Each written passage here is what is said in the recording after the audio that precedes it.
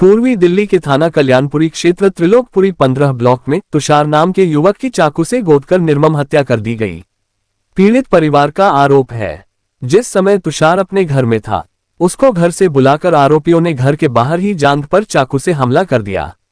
चाकू लगने के बाद तुषार को नजदीकी लाल बहादुर शास्त्री अस्पताल ले जाया गया। पीड़ित परिवार का आरोप है, लाल बहादुर शास्त्री अस्पताल में जिस समय तुषार को भर्ती कराया था, उस वक्त तुषार का इलाज करने की वजह डॉक्टरों और अस्पताल में काम कर रहे स्टाफ ने तुषार का मजाक बनाना शुरू कर दिया, जिसके कारण सही समय पर इलाज न मिलने से और ज्यादा खून बह जाने के कारण उसको सफदरजंग अस्पताल रेफर कर दिया गया, जहां पर उसकी मृत्यु हो गई। जुड़ेंगे सीधा पीड़ित परिजनों से, आखिर क्या है पूरा मामला। मेरे बेटे का नाम तुषार था।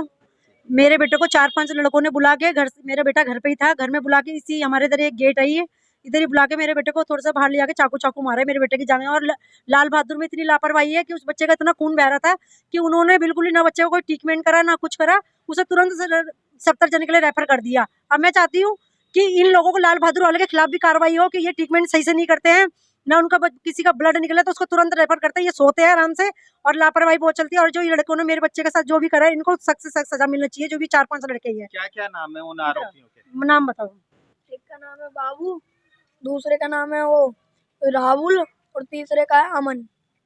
और बाकी 2-3 औरतें हैं और एक को मैं शकल से जानता हूँ और बाकी को नहीं।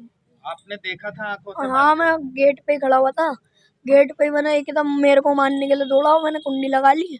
फिर वापस मैं बाहर छुटाने के लिए आया, फिर एक बंदा मेरे पीछे भागा, फिर वो वापस घूम फिर के मैंने कंप्लेंट मारी। तो वो लड़का कह रहा पुलिस वालों से कि मेरे भी इन्होंने बिलेट मार दी, ऐसे ऐसे चोर है, ये वो है, ऐसे ऐसे बोल के।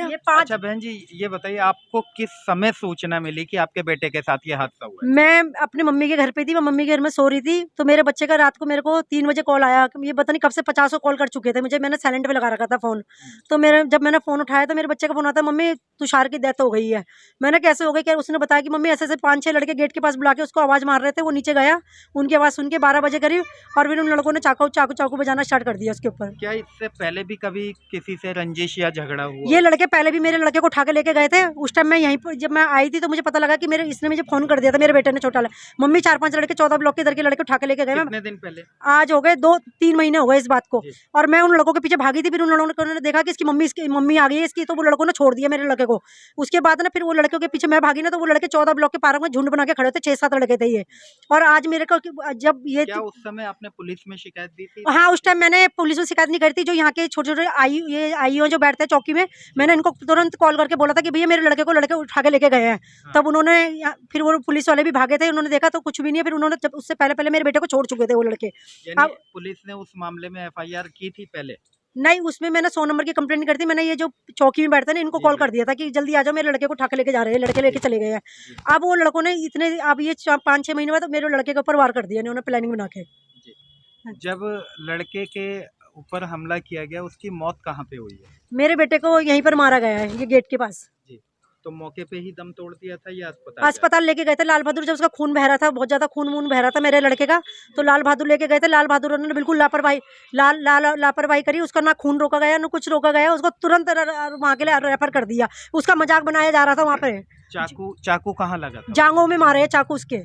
क्या लगता है अगर सही समय से इलाज दिया जाता तो मेरा बेटा जरूर ठीक हो जाता, बच जाता। वो जांघों में लगा, पेट में लगता, कोई आत नहीं पड़ती तो हम मानते की तरह, लेकिन उसके जांघों में चाकू, चांगों से कोई मरता है क्या चाकू लगने से?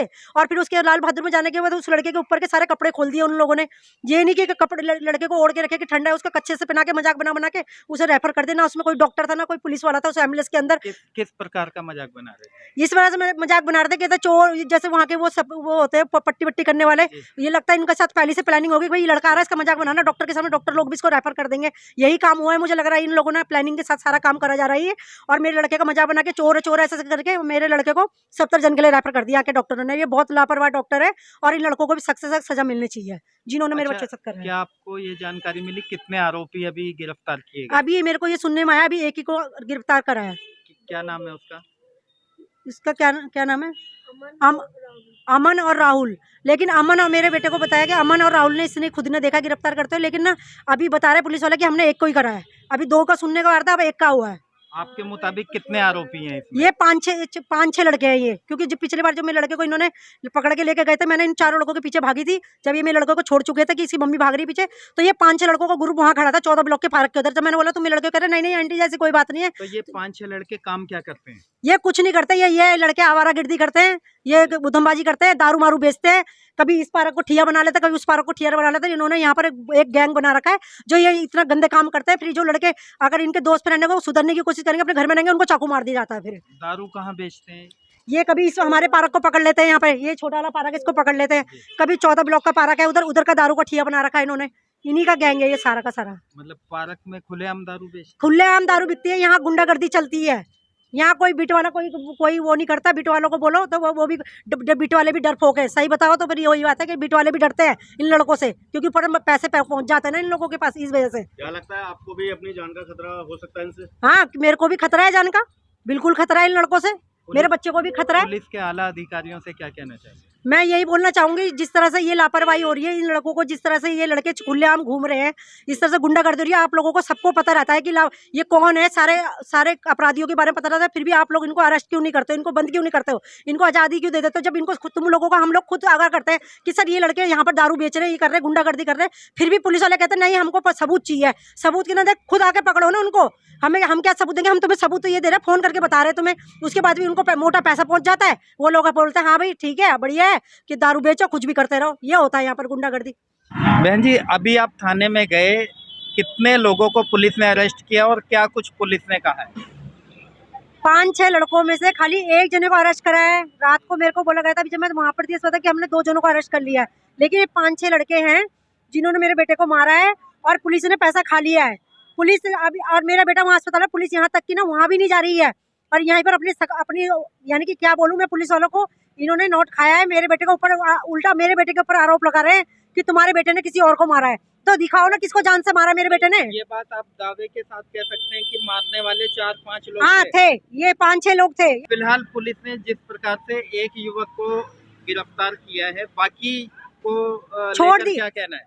बाकी को ये नहीं पकड़ेंगे, मैं जानती हूँ ना, ये रिश्वतखोर है, पुलिस रिश्वत खाती है जहाँ मोटा पैसा मिलता है ना। आपको क्या जवाब दिया उन्होंने? मेरे को यही जवाब दिया है कि तुम्हारे बेटे ने मर्डर करा है किसी का। मेरे बेटे ने किसका मर्डर करा दिखाओ तो सही। किसी का कोई कंप्लेंट नहीं, कुछ नहीं, कि तुम मेरे बेटे के ऊपर आरोप लगा रहे हो। क्या कह रहे हैं? तुषार ने मर्डर किया? हाँ, तुषार ने मारा है, बल्कि लड़के को, किसी को चाकू। यहाँ मेरे मर्डर हो गया मेरे बेटे का, उल्टा मेरे बेटे के ऊपर इल्जाम लगा रहे हैं। तो क्या लगता है उन लड़कों को बचाने का प्रयास किया जा रहा है? प्रयास करा जा रहा है, क्योंकि जो लड़के हैं वो लड़के चुच्चे पुच्चे लोग नहीं है। ये सब ये दारू मारू बेचते, ठिये चलते हैं इनके, तो जाहिर है पुलिस पैसा तो खाएगी, क्योंकि पुलिस इनके साथ मिली रहती है। पुलिस वाले खुद ठिये चलवाते हैं दारू के और बता बेचो, और फिर इनके जो कोई क्राइम करता है तो उनका पूरा सपोर्ट करते हैं, पैसे खाते हैं पुलिस वाले।